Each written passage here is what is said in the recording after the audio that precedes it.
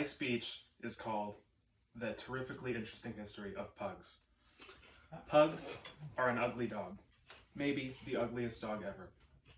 With that, they have a horrifically interesting history of why they're so ugly and why they're so stupid. With me thinking that their history is so interesting, I think it is imperative that we talk about it today, okay?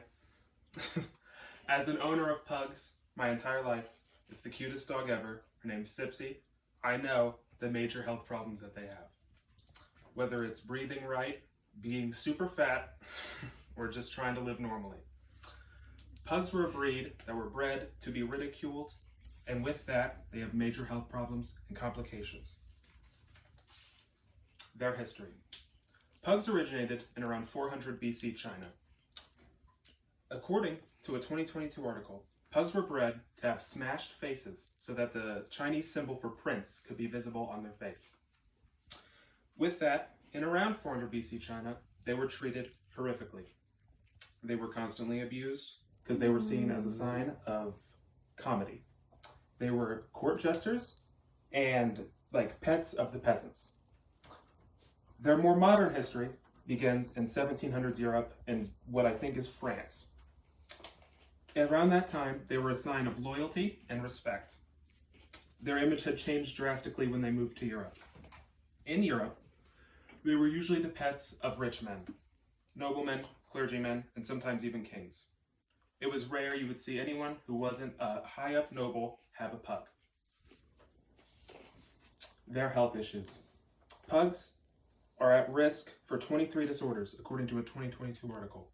They have a 54% chance to have an airway disorder. They are 51% more likely to have narrowed nostrils, making it impossible to breathe. They are 17.4% likely to be obese, where the normal dog is only 7%. This means that pugs' disease aversion is very little. They cannot handle any disease that they would get, and they are likely to die if they get any. This means pugs must be taken for constant exercise and constantly have a backyard to roam around in. According to a 2022 PetSmart article, pugs need to constantly have space to move.